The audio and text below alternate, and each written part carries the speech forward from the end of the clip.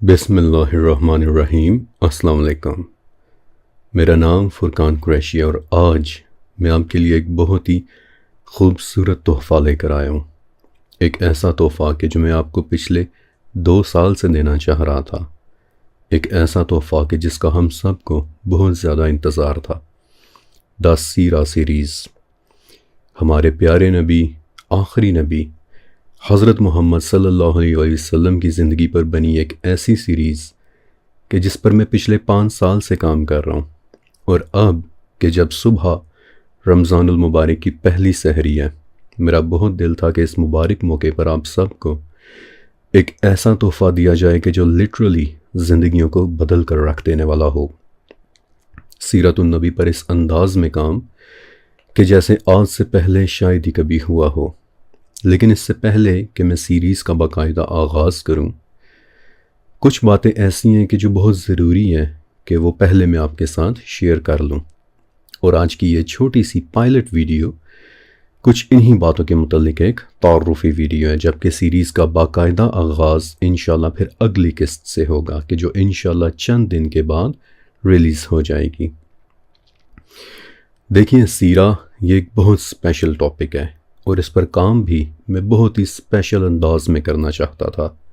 بالکل مختلف انداز میں، منفرد انداز میں، اس طرح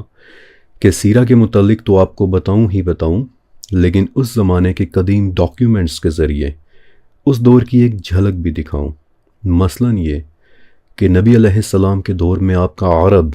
اور ہمارا پاکستان اور انڈیا کیسا ہوا کرتا تھا۔ جب یہاں کے تاجر اور مسافر عرب جاتے اور صحابہ کرام سے ملتے تو اس ملاقات کو اور ان لوگوں کو وہ لوگ کس طرح ڈسکرائب کرتے تھے۔ جب یہاں کے مسافر نبی علیہ السلام سے ملتے تھے تو واپس آ کر وہ لوگ کیا بتاتے تھے۔ اب سیرہ ایک بہت بڑا ٹاپک ہے، اس میں نبی علیہ السلام کی زندگی کا ہر پہلو کور ہونا چاہیے۔ آپ علیہ السلام کا بچپن کیسا گزرا، آپ علیہ السلام کی جوانی کیسی تھی، نبوت سے پہلے آپ علیہ السلام اپنے دن اور رات کیسے گزارتے تھے، یا پھر نبوت کے بعد آپ علیہ السلام کو کن کن چیلنجز کا سامنا کرنا پڑا تھا، گھریلو زندگی میں آپ کیسے تھے، یا پھر آپ علیہ السلام کے دوستوں اور رشتہ داروں نے آپ کے متعلق کتنے حیرت انگیز واقعات سنائے ہیں۔ نبی علیہ السلام کی زندگی کے 63 سالوں پر پھیلے ان واقعات کو مستند طریقے سے صرف ایک جگہ اکٹھا کر لینا یہ اتنا آسان نہیں تھا، یا ایٹ لیسٹ مجھ جیسے ایک شخص کے لیے کہ جو تمام کا تمام کام اکیلے کر رہا ہے۔ آپ یہاں سے اندازہ لگائیں کہ امام ابو عیسیٰ رحمۃ اللہ علیہ، کہ جنہیں آپ امام ترمذی کے نام سے بھی جانتے ہیں، انہوں نے کئی سال لگا دیے، لیکن پھر بھی آپ نبی علیہ السلام کے صرف حلیہ مبارک اور چند مزید معلومات کو ہی کور کر پائے تھے، کہ جس پر پھر آپ نے ایک کتاب لکھی تھی، شمائل ترمذی۔ اسی طرح سیرہ کی کوئی ایک کتاب ایسی نہیں ہے کہ جس میں آپ کو تمام کی تمام سیرہ مل جائے۔ کوئی کتاب آپ علیہ السلام کے اخلاق پر زیادہ توجہ دیتی ہے، کوئی کتاب آپ علیہ السلام کو پیش آنے والی مشکلات کی زیادہ بات کرتی ہے، کوئی کتاب مغازی اور فتوحات کی داستان بیان کرتی ہے، جبکہ کوئی کتاب آپ علیہ السلام کی نبوت کے دلائل اور آپ کے معجزات پر زیادہ فوکسڈ ہوتی ہے۔ اس لیے بعض اوقات کوئی انفارمیشن ایک کتاب میں تو مل جاتی ہے جبکہ دوسری کتاب میں نہیں، اور بعض اوقات دوسری کتاب میں مل جاتی ہے جبکہ پہلی کتاب میں نہیں۔ اس لیے یہ کہنا کہ سیرہ پر ایک ایسی ڈاکیومنٹری بنائی جائے کہ جو برابری کے ساتھ نبی علیہ السلام کی زندگی کے ان تمام ڈیمینشنز کو کور کر لے، کہنے کی حد تک تو یہ ایک بڑی خوبصورت بات ہے، لیکن پریکٹیکلی اس کے لیے شاید پوری ایک زندگی بھی کافی نہ ہو۔ پھر سیرہ سیریز میں کچھ چیلنجز ایسے بھی سامنے آئے کہ جن کا مجھے اندازہ نہیں تھا کہ وہ بھی پیش آ سکتے ہیں۔ مثلاً سیریز کے ہر پیراگراف کے لیے الفاظ کا چناؤ مجھے بہت سوچ سمجھ کر کرنا تھا۔ ایز ابو سو بلو سیریز کی ایک قسط کے دوران مجھے یاد ہے کہ میں نے آپ کو نبی علیہ السلام کے بچپن کا ایک واقعہ سنایا تھا، تو اس میں ایک لفظ استعمال ہوا تھا، ننھے۔ تو اس پر میں نے کچھ کمنٹس دیکھے کہ ننھے کا لفظ نامناسب ہے، معیوب ہے۔ تو میں بڑا حیران ہوا تھا، کیونکہ اس وقت ننھے حضور کے نام سے تو مارکیٹ میں باقاعدہ ایک کتاب موجود ہے کہ جو نبی علیہ السلام کے بچپن کے متعلق ہے، تو ننھے یا چھوٹے کے الفاظ کا استعمال کیے بغیر کوئی شخص نبی علیہ السلام کے بچپن کی باتیں کیسے کر سکتا ہے؟ It is not possible. بہرحال ان کمنٹ سے مجھے اندازہ ہو گیا کہ سیرہ سیریز کے لیے نہ صرف مجھے 63 سالوں پر پھیلے مستند واقعات کو ایک جگہ اکٹھا کرنا ہوگا، بلکہ ایسے الفاظ کے ساتھ اکٹھا کرنا ہوگا کہ جو محفوظ اور محتاط ہوں۔ لیکن سیرہ پر کام کے دوران جو چیلنج سب سے بڑا چیلنج بن کر سامنے آیا اور ابھی بھی ہے اور آپ دیکھیں گے کہ آگے بھی ہوگا، وہ ہے ایک خاص طرح کی آڈینس کہ جو سیرہ کے ہر واقعے کو سن کر کہتی ہے کہ اس واقعے میں اختلاف ہے۔ آپ یقین کریں کہ الحمدللہ فرقان قریشی بلاگز پر اب تک میں 7 سیزنز بنا چکا ہوں، اور اللہ کا شکر ہے کہ جب بھی کبھی کوئی واقعہ سنایا ہے تو ہمیشہ اس کا ریفرنس پیش کیا ہے۔ واللہ مجھے وہ دن نہیں بھولتا کہ جب 2 لائنز کی ایک چھوٹی سی روایت بتانے کے لیے میں نے 9.5 گھنٹے لگا کر اس کا ریفرنس ڈھونڈا تھا، کیونکہ مجھے یقین تھا کہ سب اس کا ریفرنس پوچھیں گے، کیونکہ وہ بات ہی ایسی تھی کہ ایک شخص نبی علیہ السلام کے پاس آیا اور کہنے لگا کہ یا رسول اللہ صلی اللہ علیہ وآلہ وسلم، میں نے آسمان سے ایک عجیب چیز کو نیچے اترتے دیکھا اور میرا بڑا دل کیا کہ میں اس سے باتیں کروں، لیکن پھر میں ڈر گیا اور وہ چیز کوئی پرندہ نہیں تھی۔ یہ روایت میں نے آپ کو حیرت کے دروازے سیریز میں بھی سنائی تھی، اور اس کا صرف ریفرنس ڈھونڈنے میں مجھے تقریباً 9.5 گھنٹے لگ گئے تھے۔ ریفرنس پوچھنا آپ کا حق ہے اور بتانا میرا فرض، لیکن سیرہ سے متعلق جب بھی میں نے کبھی کوئی واقعہ سنایا ہے تو چاہے میں کتنے ہی ریفرنسز کیوں نہ پیش کر دوں، ہمیشہ ایک خاص کمیونٹی کی طرف سے بڑے سخت کمنٹس آئے ہیں کہ جی میں اس واقعے کو نہیں مانتا کیونکہ اس واقعے میں اختلاف ہے۔ اب مسئلہ یہ ہے کہ ایسے کمنٹس پڑھ کر پھر باقی فیملی ممبرز بھی پریشان ہوتے ہیں کہ پتہ نہیں شاید اختلاف کا مطلب کہیں یہ تو نہیں کہ یہ واقعی غلط ہوگا۔ مثلاً وہ ہیرا راہب والا واقعہ کہ جس نے نبی علیہ السلام کو بچپن میں دیکھ کر کہا تھا کہ یہ بچہ آگے چل کر ایک نبی بنے گا، اسے یہودیوں سے بچا کر رکھنا۔ انشاءاللہ سیریز کے دوران وہ واقعہ میں آپ کو پوری تفصیل کے ساتھ سناؤں گا بھی، لیکن ایک مرتبہ پہلے کسی موقع پر جب میں نے یہ واقعہ مختصراً سنایا تھا تو اس ٹائم بھی کچھ کمنٹس آئے تھے کہ یہ کیسے ہو سکتا ہے کہ ایک راہب نے نبی کی نبوت کا بتایا ہو، لہٰذا میں اس واقعے کو نہیں مانتا۔ حالانکہ یہ واقعہ سیرہ کی ہر کتاب میں موجود ہے، بس یہ لوگ واقعے کو مس انڈرسٹینڈ کر جاتے ہیں۔ پھر اسی طرح لبید ابن عاصم والا واقعہ کہ جو جادو والے واقعے میں انوالوڈ تھا، اس پر بھی اس کمیونٹی نے رد عمل دیا کہ میں اس واقعے کو نہیں مانتا، حالانکہ یہ واقعہ 20 سے زیادہ حدیثوں میں موجود ہے۔ پھر ورقہ ابن نوفل والا واقعہ، اس کے اگینسٹ بھی اعتراض، بلکہ مجھے یاد ہے کہ ورقہ ابن نوفل والا واقعہ تو شاید ہمیں 4th کلاس میں ہی پڑھنے کو مل گیا تھا کہ کیسے جب پہلی وحی کا نزول ہوا تو حضرت خدیجہ رضی اللہ تعالیٰ عنہا آپ علیہ السلام کو اپنے کزن ورقہ ابن نوفل کے پاس لے کر گئی تھی کہ جو انجیل کے ایک بہت بڑے عالم تھے۔ یہ واقعہ ہم سب نے بچپن میں سن رکھا ہے اور یہ سیرہ کی تقریباً ہر کتاب میں موجود ہے، لیکن اس کے اگینسٹ بھی اعتراض کہ میں نہیں مانتا کہ ایک عیسائی نے نبی علیہ السلام کی نبوت کو کنفرم کیا ہو، یہ واقعہ جھوٹا ہے، من گھڑت ہے۔ بلکہ پہلی وحی کے اگینسٹ بھی اعتراض ہوتا ہے۔ آپ شاید میرا یقین نہ کریں، لیکن آج اس وقت پہلی وحی پر بھی اختلاف ہے کہ وہ کون سی تھی۔ ایک کمیونٹی کہتی ہے کہ اقرأ باسم ربک الذی خلق، یہ پہلی وحی تھی، اور دوسری کمیونٹی اس پر بھی اختلاف رکھتے ہوئے کہتی ہے کہ نہیں، یہ نہیں تھی۔ وہ کہتے ہیں کہ جبرائیل علیہ السلام کے غار حرا میں آنے والا واقعہ سرے سے ہوا ہی نہیں تھا۔ اس طرح آخری وحی پر بھی اختلاف ہے۔ ایک کمیونٹی کہتی ہے کہ الیوم اکملت لکم دینکم والی آیت آخری وحی تھی، جبکہ دوسری کمیونٹی کہتی ہے کہ نہیں، مجھے اس سے اختلاف ہے۔ یوسی امت اس ٹائم اختلافات میں بٹی پڑی ہے، فرقوں میں ٹوٹی پڑی ہے، اور دکھ کی بات یہ ہے کہ ہر ایک کا ماننا ہے کہ جو اس نے سنا ہے یا جو اس نے پڑھا ہے بس وہی سچ ہے، اس کے علاوہ وہ کسی اور بات کو سننے کے لیے تیار ہی نہیں ہے۔ تو میں سوچتا تھا کہ پھر میں کون سی سیرہ سناؤں، اس طرح تو بہت مشکل ہو جائے گی۔ تو کچھ فیملی ممبرز نے مشورہ دیا کہ فرقان آپ سیرہ پر کام کریں، لیکن اسے ممبرز اونلی سیریز بنا دیں یا پھر کمنٹس کو مکمل طور پر آف کر دیں۔ اب ممبرز اونلی سیریز، ایک بات یاد رکھیے گا کہ کسی بھی کریٹر کے لیے بہت فائدہ مند ہوتی ہے، کیونکہ اسے دیکھنے والا ہر شخص پیسے ادا کرتا ہے، اور ان ممبرشپس کے ذریعے کریٹرز اس وقت بہت پیسے کما رہے ہیں۔ یہ بات سچ ہے،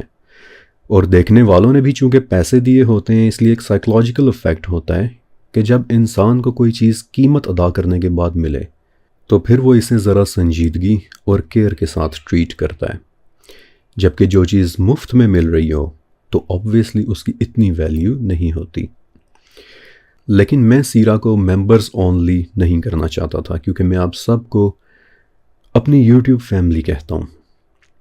یہ سچ ہے کہ ان پروجیکٹس کو سپورٹ کرنے کے لیے میں نے سپورٹ کا ایک آپشن دیا ہوا ہے، لیکن وہ آپشن بھی کمپلسری نہیں رکھا ہوا۔ اگر کوئی سپورٹ کرتا ہے تو تہہ دل سے اس کا شکریہ، اور نہیں بھی کرتے تو کوئی بات نہیں۔ یہ سپورٹ صرف آپ کی محبت پر ڈیپینڈ کرتی ہے، اور محبت اور عبادت، ایک بات میں ہمیشہ کہتا ہوں کہ محبت اور عبادت یہ ہمیشہ دل سے کی جاتی ہے، زبردستی نہیں۔ اگر آپ میرے کام سے محبت کریں گے، اسے سپورٹ کریں گے، تو یہ میرے کہنے پر نہیں کریں گے بلکہ اپنے دل اور اپنی خوشی سے کریں گے۔ اس لیے میں نے سپورٹ کا ایک آپشن ضرور رکھا ہوا ہے، لیکن صرف تب کہ جب آپ اسے اپنی خوشی سے کرنا چاہیں، اور رکھا ہوا بھی اس لیے ہے کیونکہ آبویسلی یہ پروجیکٹس مفت میں تو نہیں بن رہے ہوتے۔ میری ویڈیوز کا آرٹ ورک صرف ایک ایگزامپل ہے۔ جو تصویر آپ کی اسکرین پر صرف 5 سیکنڈ تک چلتی ہے، اسے بنانے میں اکثر مجھے 8-9 منٹس لگ جاتے ہیں، اور اس کے لیے میں مختلف آرٹیفیشل انٹیلیجنس سرور سے ان پر کام کرنے کا وقت خریدتا ہوں۔ ان سرورز پر تصویر بنانے کے لیے انہیں قیمت ادا کرتا ہوں۔ بعض اوقات کوئی تصویر زیادہ مشکل ہوتی ہے، پہلے رزلٹ سے دل مطمئن نہیں ہوتا، تو اسے بہتر بنانے کے لیے بار بار کوشش کرتا ہوں۔ ایسا نہیں ہے کہ بس سوچا اور تصویر بن کر سامنے آ گئی، نو، بلکہ یاجوج ماجوج اور ذوالقرنین سیریز کی تصویریں تو شاید سب سے زیادہ مشکل تھیں، کیونکہ اس سیریز میں بڑی ہی اسپیسیفک چیزیں چاہیے ہوتی تھیں۔ یاجوج و ماجوج ایک ایسی اگریسو مخلوق کہ جو ایک غار کے اندر ہوں، ان کے لمبے لمبے کان ہوں، اور وہ دیوار کو چاٹ رہے ہوں، اور وہ دیوار بھی ایسی ہو کہ وہ پرانے لوہے کی بنی ہوئی ہو، اور ایک غار کے دہانے پر ہو، اور اس کے گرد موٹے موٹے رسے ہوں۔ یو سی، ہر چیز اسپیسیفک چاہیے تھی، یا پھر ایک ایسا گاؤں کہ جس کی ہر چیز لوہے کی بنی ہوئی ہو۔ اس سیریز کی کچھ تصویریں ایسی تھیں کہ آپ یقین کریں کہ وہ بنانے میں شاید آدھا گھنٹہ بھی لگ گیا تھا، اور اب آپ امیجن کریں کہ کسی ویڈیو میں اگر 150 تصویریں ہیں، یعنی کہ 150، کہ جو نارملی میری ویڈیوز میں ہوتی بھی ہیں، جو 40 منٹس کی ویڈیو آپ دیکھتے ہیں اس میں تقریباً 120 سے لے کر 150 کے درمیان تصویریں ہوتی ہیں، تو انہیں بنانے میں 3 سے 4 دن لگ جاتے ہیں، اور میں ان تمام دنوں کے دوران تصاویر بنانے والے آرٹیفیشل انٹیلیجنس سرورز کو ان کی قیمت ادا کرتا ہوں۔ پھر کتابیں، جن کتابوں کے میں آپ کو نام بتاتا ہوں، وہ کتابیں انٹرنیٹ پر نہیں بلکہ بہت ساری لائبریریز کو چھاننے کے بعد ملتی ہیں۔ پھر وہ کتابیں بھی بہت مہنگی ہوتی ہیں، صرف تاریخ دمشق کا سیٹ ہی 1 لاکھ روپے کا ہے۔ تو اس طرح کے اخراجات ہیں کہ جن کی تکمیل کے لیے میں نے ایک سپورٹ کا آپشن دیا ہوا ہے، لیکن وہ بھی میں یہی کہتا ہوں کہ کرنا چاہیں تو ٹھیک، ورنہ کوئی بات نہیں، I still love you all۔ لیکن سیرت النبی تو ایک ایسا پروجیکٹ ہے کہ جسے ممبرز اونلی نہیں بلکہ لازمی طور پر ہر خاص و عام تک پہنچنا چاہیے۔ اور پھر یہیں سے سامنے آتا ہے ایک اور چیلنج۔ دیکھیں، جب ہم ہر خاص و عام کی بات کرتے ہیں تو پھر ان میں ہر طرح کے دیکھنے اور سننے والے موجود ہوتے ہیں، بہت زیادہ علم والے بھی اور سطحی علم والے بھی۔ مجھے یاد ہے کہ ایک مرتبہ میں نے آپ کو وہ روایت سنائی تھی کہ سورہ اخلاص کو ایک سرٹن ٹائم پر پڑھنے سے اللہ تعالیٰ آپ کو اس قدر مال و دولت عطا فرماتا ہے کہ آپ کے پڑوسیوں تک کو اس مال کی موجودگی کا احساس ہونے لگ جاتا ہے۔ اب اس روایت پر کسی نے پوچھا کہ جی ایلون مسک تو سورہ اخلاص نہیں پڑھتا، تو اس کے پاس اتنا مال و دولت کیسے آ گیا؟ اینڈ آئی ونڈرڈ کہ اس بات کا اب میں کیا جواب دوں۔ خاص و عام میں پھر ہر طرح کے ویورز ہوتے ہیں، تو سیرہ جیسے سینسٹیو اور گہرے ٹاپک کو سننے اور سمجھنے کے لیے کچھ بنیادی آداب بہت ضروری ہیں۔ یاد رکھیے گا کہ علم دودھ کی طرح ہوتا ہے۔ دودھ کو اگر آپ کسی ایسے برتن میں ڈالیں گے کہ جو پاک نہیں ہے یا گندا ہے تو وہ دودھ فوراً سے پھٹ جائے گا، وہ خراب ہو جائے گا۔ اسی طرح علم اگر کسی ایسے انسان تک پہنچے کہ جسے علم کی کوئی طلب ہی نہیں ہے یا وہ اسے صرف ایک مذاق یا پھر ٹائم پاس سمجھتا ہے، تو وہ علم اسے پریکٹیکلی کوئی فائدہ نہیں دے گا، بلکہ الٹا اس شخص کو یہ لگنے لگے گا کہ یہ تو میرا وقت ضائع ہو رہا ہے، میں تو بور ہو رہا ہوں، وغیرہ وغیرہ۔ بہرحال ان سب باتوں سے ہٹ کر آپ سب میرے ویورز نہیں ہیں بلکہ میری فیملی ہیں۔ فرقان قریشی بلاگز ایک فیملی ہے، یہ میں ہمیشہ کہتا ہوں، اور اس کے ممبرز مجھ سے بہت پیار کرتے ہیں، علم سے محبت رکھتے ہیں، اور جواب میں بھی ان سے بہت پیار کرتا ہوں۔ اور اسی لیے پھر میں نے ڈیسائیڈ کیا کہ اس رمضان المبارک میں اللہ کا نام لے کر ہم سیرہ جیسے ایک خوبصورت سیزن کا آغاز کرتے ہیں، اور اب انشاءاللہ اگلی قسط کے ساتھ سیریز کا باقاعدہ آغاز ہوگا، اور اسے تیار کرنے کے لیے میں نے 17 موسٹ آتھینٹک اور سیرہ کی موسٹ مستند کتابوں کا مطالعہ کیا ہے، دن رات لگا کر ان سے نوٹس بنائے ہیں، پھر اس زمانے کی قدیم کتابوں کو ڈھونڈا ہے کہ جو آپ علیہ السلام کے دور یا پھر اس کے فوراً بعد لکھی گئی تھیں۔ نبی علیہ السلام کی زندگی سے جو بھی واقعات میں آپ کو سناؤں گا وہ تمام واقعات ان کتابوں میں لکھے ہوئے ہیں، موجود ہیں۔ انشاءاللہ ہمیشہ کی طرح آپ کو ان کا ریفرنس بھی ملے گا کہ کون سی بات کس کتاب میں لکھی ہوئی ہے، کیونکہ میرا کام ہے پہنچانا، منوانا نہیں۔ لیکن سب سے دلچسپ بات کہ جو میری سیریز کو سب سے منفرد بنائے گی وہ یہ کہ انشاءاللہ میں ایک بہت سادہ اور آسان سی سمجھ آنے والی زبان استعمال کروں گا کہ جس کی وجہ سے آپ خود کو بالکل اسی زمانے کے اندر محسوس کریں گے۔ آپ ان واقعات کو اپنی خود کی زندگی کے ساتھ ریلیٹ کر پائیں گے۔ آپ کو لگنے لگے گا کہ واقعی یہ تو ایسے ہے کہ جیسے سب کچھ میری آنکھوں کے سامنے ہو رہا ہو۔ اور سونے پر سہاگا کہ انشاءاللہ سیرہ سنانے کے ساتھ ساتھ جہاں بھی مناسب ہوا وہاں میں ان واقعات کا آرٹ ورک بنا کر بھی آپ کے ساتھ شیئر کروں گا کہ جس سے آپ کو اس دور کو سمجھنے میں بہت آسانی ہوگی۔ اور اس طرح سے یوٹیوب پر پہلے شاید ہی کبھی سیرہ بیان ہوئی ہو۔ تو چلیں آئیں پھر شروع کرتے ہیں ہم دا سیرت النبی سیریز، کہ جسے دیکھنے کے لیے میں اور آپ ہم دونوں کئی مہینوں سے انتظار کر رہے تھے، انشاءاللہ چند دن تک ریلیز ہونے والی پہلی قسط سے۔ اور اب آپ ایک کام ضرور کیجئے گا کہ ایک مرتبہ نیچے لکھے میرے پنڈ کمنٹ، میرے ٹاپ کمنٹ کو ایک بار ضرور پڑھ لیجئے گا، کیونکہ اس کمنٹ میں آپ سب کے لیے میری طرف سے ایک بہت ضروری پیغام ہے۔ شکریہ اور اللہ حافظ۔